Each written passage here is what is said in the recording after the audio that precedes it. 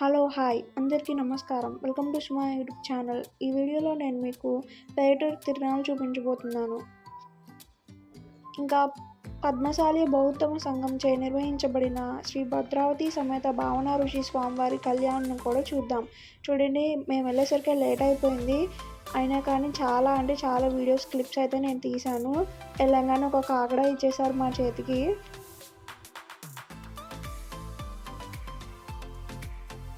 చూడండి, జనాలు అయితే ఇసుకేస్తే రాలేదు. అసలు ఎంతమంది జనాలు ఉన్నారో. చాలా బాగా చేశారు. టపకాయలు కూడా చాలా వెరైటీలుగా కాల్చారు. చూడండి ఎంత అందంగా ఉందో అసలు. చూడండి, చూడటానికి 2 కళ్ళు కూడా సరిపోవు, బాగా కాల్చారు టపాకాయలు అయితే.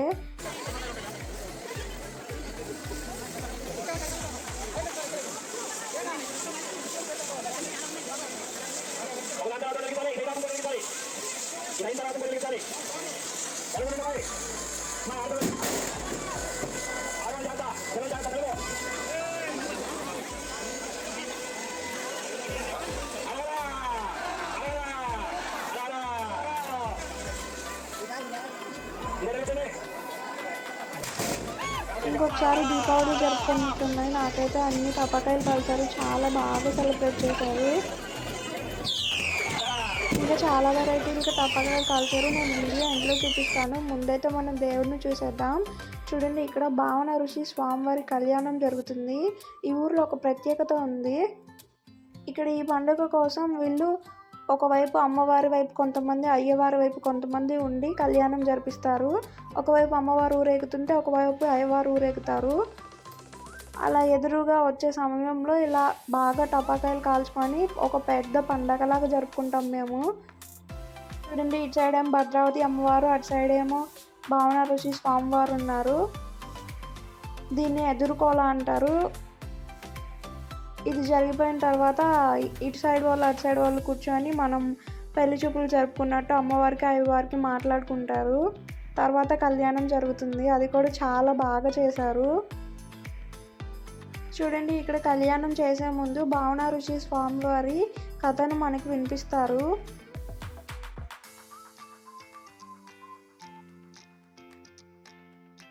నేను సింపుల్గా స్టోరీ చెప్పేస్తాను. పూర్వం కాళికాసురుడు అనే రాక్షసుడు ఉండేవాడట. అతను మానవులను, దేవతలను అందరినీ హింసించేవాడట. అప్పుడు దేవతలు విష్ణుదేవుడిని మొక్కుకోగా విష్ణుదేవుడు ఋషిశ్రేష్ఠుడైన మార్కండేయుని యజ్ఞం చేయమని కోరుతాడు. అప్పుడు మార్కండేయుడు అగ్నిపుత్రికైన ధూమ్రావతిని వివాహం చేసుకొని మహావర్ణిక అనే యాగం చేయగా భావన ఋషి స్వామివారు పుడతారు.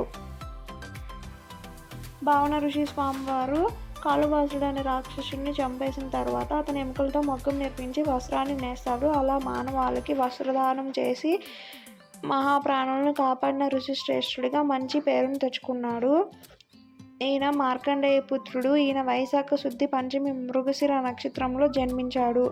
ఆ తర్వాత భద్రావతి అమ్మవారిని పెళ్లి చేసుకోగా భద్రావతి సమేత భావన ఋషి స్వామిగా కీర్తి పొందారు. ఇది భద్రావతి సమేత భావన ఋషి స్వామివారి కథ. ఆయన అదే చెప్తున్నారు. కొన్ని క్లిప్స్ మిస్ అయిపోయాయి, అందుకే నేను స్టోరీ త్వరగా చెప్పేశాను.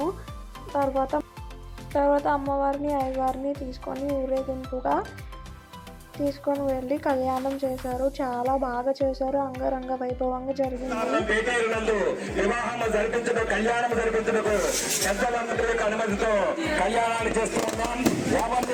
50 మంది భక్త మహాశయులు కూడా ఈ కళ్యాణంలో పాల్గొని కళ్యాణాన్ని తిలకించి అమ్మవార్ల యొక్క స్వామివార్ల యొక్క ఆశీస్సులు పొందవలసిందిగా ప్రార్థిస్తూ ఉన్నాం. జై భద్రావతి సమేత భావనాల్సి స్వామివారికి, భద్రావతి సమేత భావనాల్సి స్వామివారికి, భద్రావతి సమేత భావనాల్సి స్వామివారికి.